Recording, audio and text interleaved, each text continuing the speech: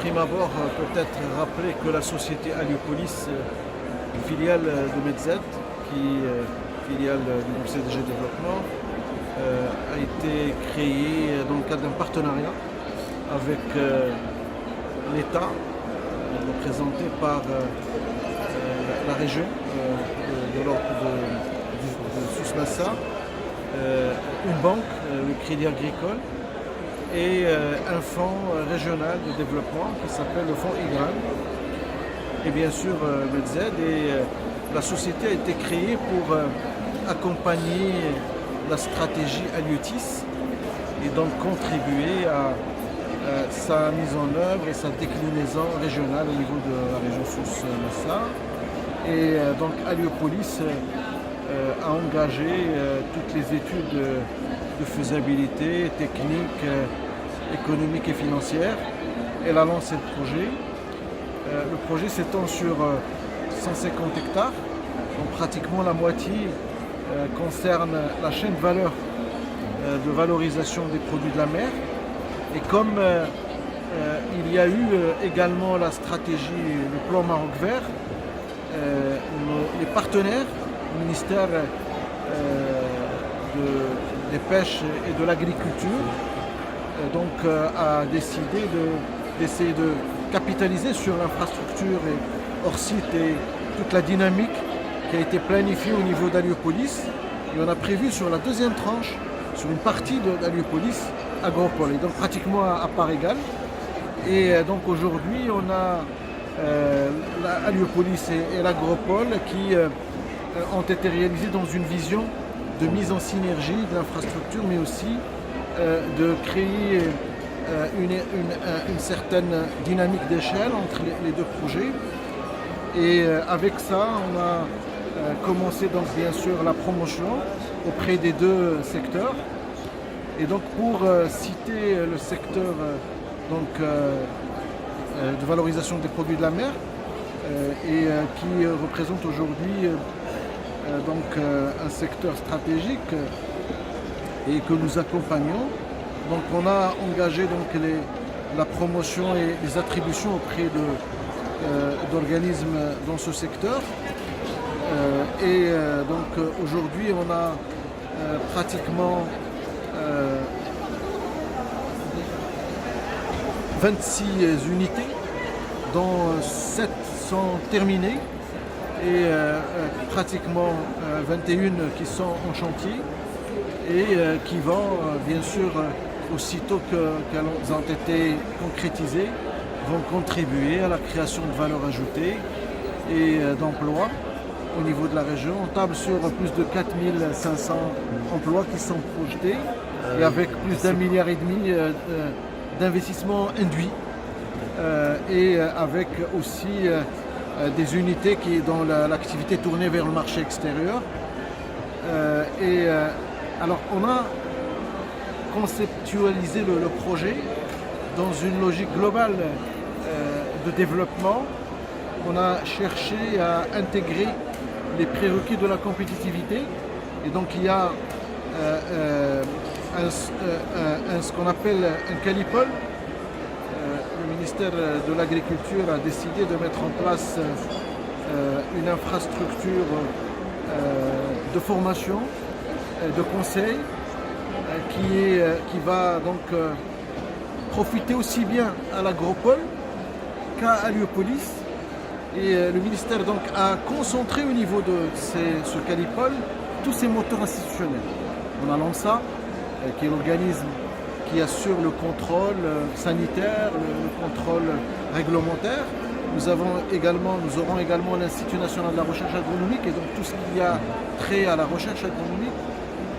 Et donc tout ça pour créer l'écosystème approprié permettant à ces opérateurs industriels de se concentrer sur leur métier, sur leur business, mais profiter d'une infrastructure de formation, de recherche et essayer de s'inscrire aussi dans des démarches de développement et d'innovation.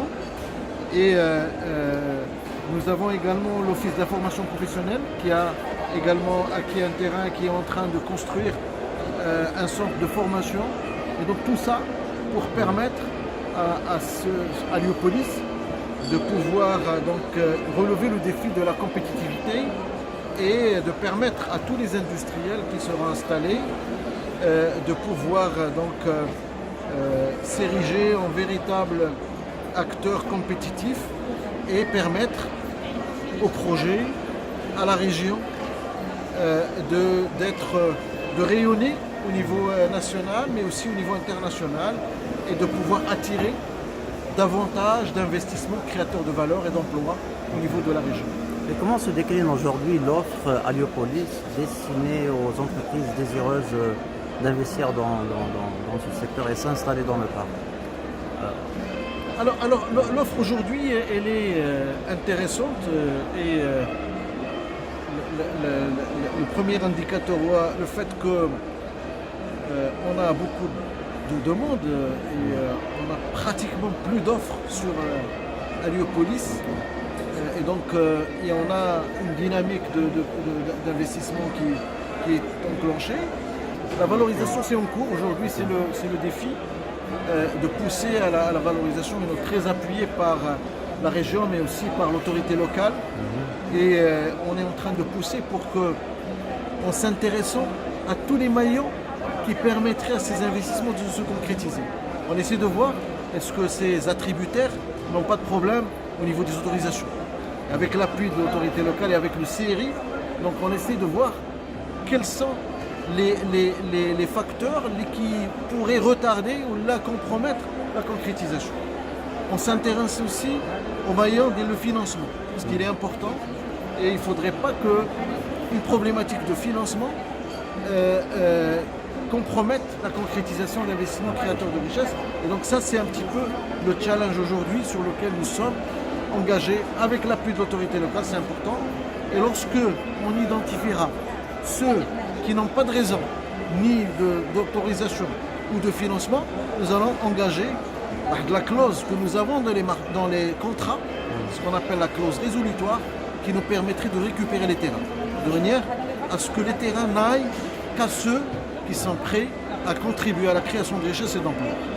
Et bien sûr, dans le cadre d'une vision globale de développement de l'investissement au niveau de la région, Medz a été désigné par les partenaires institutionnels pour réaliser une zone franche attenante à Aliopolis et à l'agropole.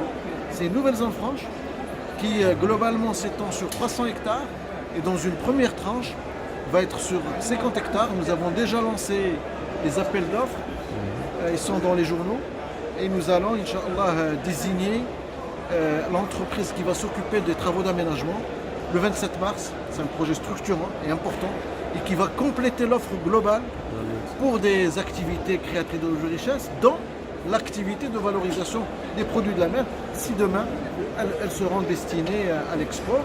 Et c'est un moyen de créer une plateforme de développement industriel, de développement agro-industriel, de création de richesses et d'emplois, et qui pourrait permettre donc de contribuer massivement au développement de la région et à son développement économique et social. Et quand est-ce que cette zone franche sera lancée Elle est déjà lancée et nous allons livrer les terrains.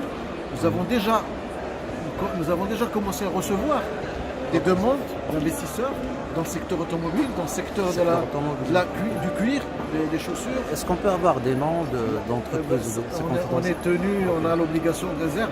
Tant que le projet n'est pas signé et formalisé, nous sommes obligés mais nous sommes très optimistes par rapport à la contribution également de cette zone franche au développement de la région.